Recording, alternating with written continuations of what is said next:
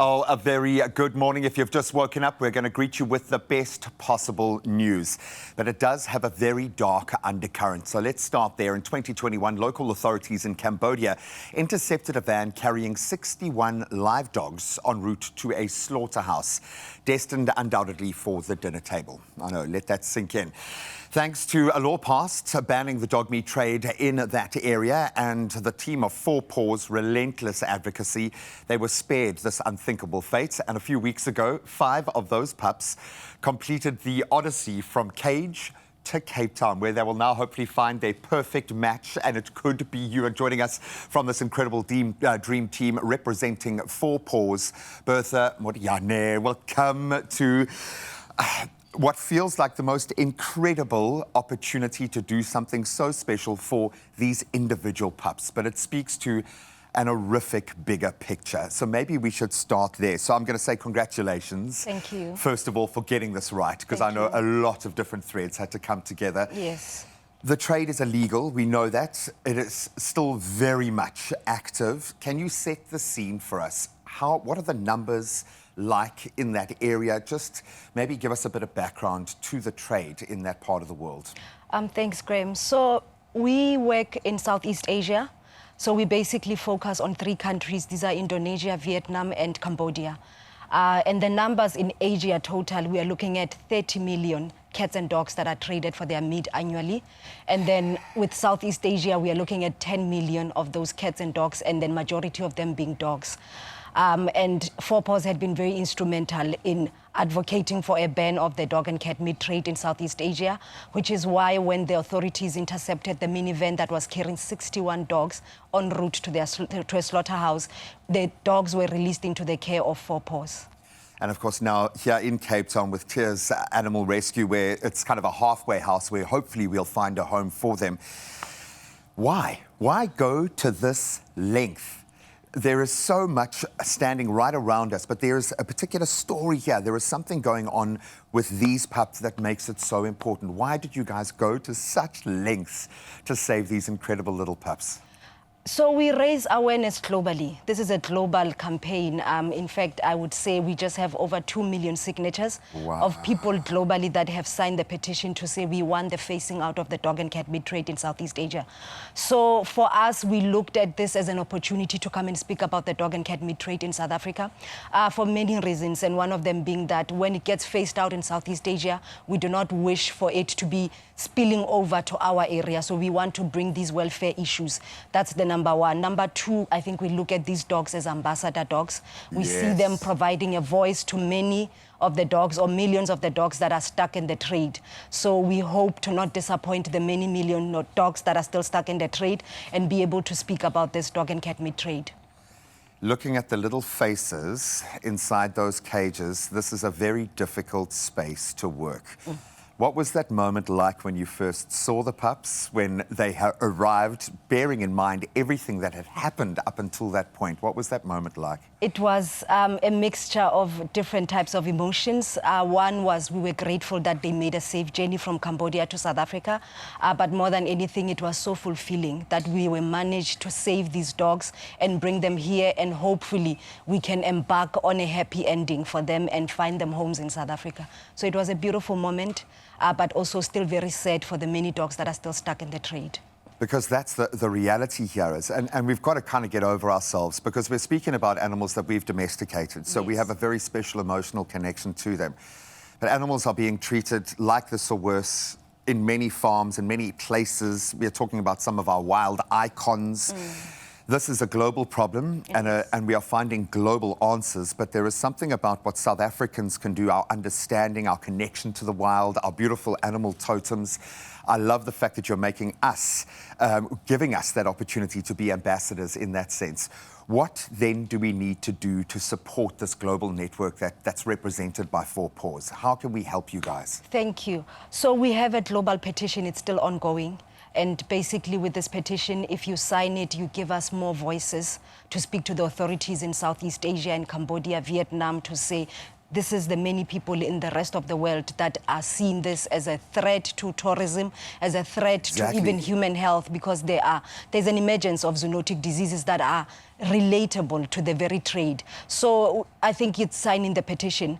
But why we are here today, also the biggest thing is that if there are South Africans out there with big hearts, would like you to very consider adopting these dogs into your families and giving them a happy ending. And Graham, it's very difficult, I think, to say for sure that these dogs were strays or were somebody's pet, because the reality of the trade is that some of the dogs would be snatched as family pets. So the pet theft is a big problem in Southeast Asia. So some of them could be coming from beautiful homes, but then had to be taken into this trade and seen very horrific things. But then we had a team on ground in Cambodia that has worked on them, rehabilitation, socializing them, and it's been 3 years, and we're very happy with these 5 final dogs. We think they're at the right state of mind. They definitely are. I cannot wait to meet them. We've got a couple of the pups in studio this morning. The bottom line is they are more than just survivors. Yes. They are totems for us to gather behind. But at the heart of this is just a beautiful little pup that needs a home, a happy ending to their incredible journey, and it could be you. We'll give you all the details of how you can delve in. You can sign up at Tiers, and we'll keep those details up to become a potential fur parent. And then hopefully next week we can have a little bit of fun doing some matchmaking and unite the fur family all together. But these pups have earned that at the very least. Now it's time for us to pay it forward. It's my feel-good breakfast show. Well, hopefully you feel the same way about us right now. We believe that there is no love quite like a dog's love or loyalty. And we also believe in the power of second chances. We have seen it on this show. So we have in studio that opportunity for these incredible pups. They've been saved from the illicit dog meat trade in Cambodia. They've journeyed across the globe. They've gone through the most rigorous rehabilitation process. And I'm looking at 2 of these gorgeous pups right now, alongside 2 gorgeous human beings, Lara van Rensburg and Luke Kreitz. And yes, Bertha, equally as gorgeous, joining us from Four Paws. Thank you so much for sticking around. Luke, I'm going to start with you because you've been my adoption plug-in for a long time because you take this so seriously. You effectively become the part-time parent for many of these pups. When you first heard about this story, this narrative, and these dogs coming back to South Africa or coming to South Africa, what went through your mind? What was your first fear? Talk us through those emotions, because you know this space. I think first fear definitely was where on earth are we going to put them, because you're always chock-a-block full. Always got 300 or so waiting. Yeah, exactly. But yeah, it was a once-off opportunity to help these 5 doggies and kind of help with a global crisis, the dog meat trade. So we were super excited to welcome them at Tiers and try and find their happy ever afters. And we're going to do it. We are definitely going to do it. I'm worried, Bertha, if I look at you for too long, I'm going to burst out crying. Because I can feel the waves of emotion here. But that's what dogs are to us. They're a connected part of our emotional set. That's why we have such a deep connection to them. So, Lara, if you will, please introduce us to the pups that are here this morning. Well, this is Maximov. In fact, Luke can probably talk more about it because he's more part of our kennel team. I had a fundraising, but Maxie is lots of fun, a bit of a goofball. Yeah. And this is Shadow, who's a lot more shy and younger, in fact. And Luke can probably give you a little bit more insight into their personalities, but they're both incredibly loving. And Maxie, actually, I think is cat-friendly. He's passed the cat-friendly test, was that right? Shadow passed the cat. Oh, right, she was the most susceptible to be with kitty cats. Maximov is definitely the most confident out of all the 5 doggies that came through to us. Yeah. It's the mohawk that does it for me. He's a beautiful, and he's got a powerful name, which you want. So, Luke, what goes through your mind when you think about rehoming dogs like this? Because you haven't been there for the full part of this, their journey.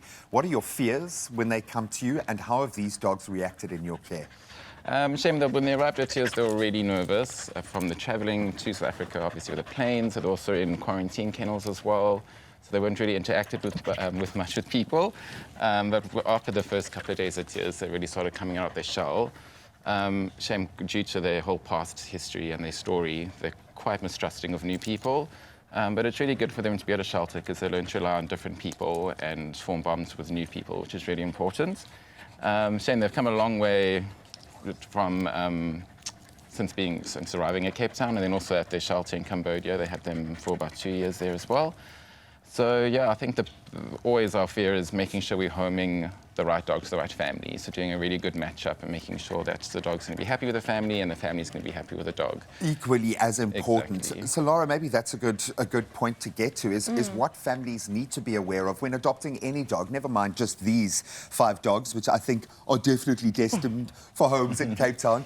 But what do we need to consider when we want to adopt a dog? And if we want to step up and adopt one of these dogs, or all of these dogs, if we can accommodate, what does that process look like?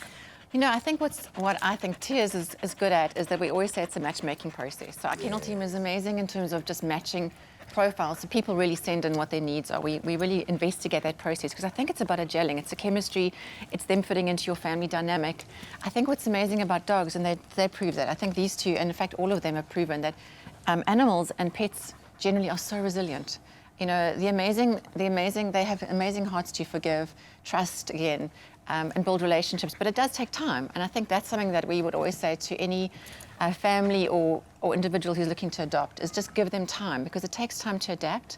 But Just as it would for us to go Absolutely. through any kind of significant Absolutely. shift like that. Absolutely. But I think the point is, you know, I think it's all about finding the right home and finding the right fit.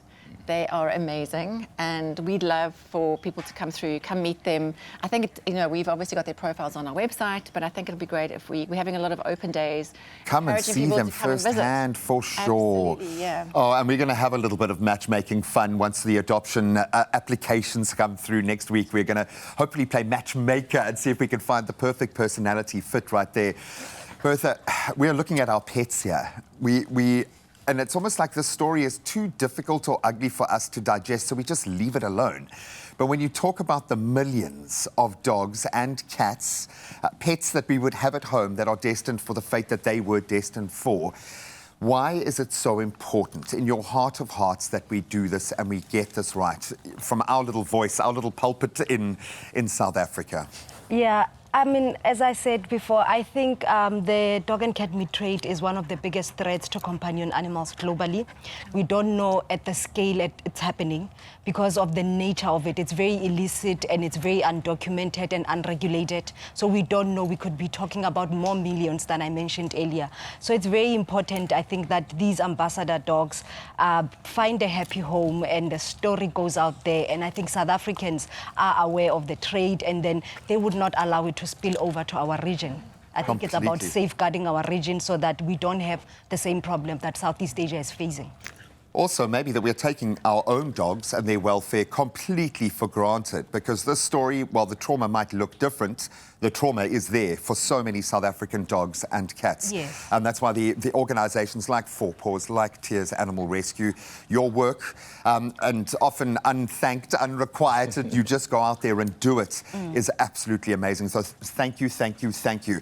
I'm just thinking about the stories that you can tell when you've got this pup, and just how magical that ending to this incredible journey could be if we can find them a home here in South Africa, which undoubtedly we'll do. So head over to the Tears website and you can take that first step towards becoming a fur parent, and we will certainly help you in any way that we can, and then have a little matchmaking fun on the show next week in hopefully celebration of these gorgeous dogs taking one step closer to their forever homes. To Maximoff, to Storm, and the rest of these amazing pups that are now Cape Townians officially, welcome to South Africa.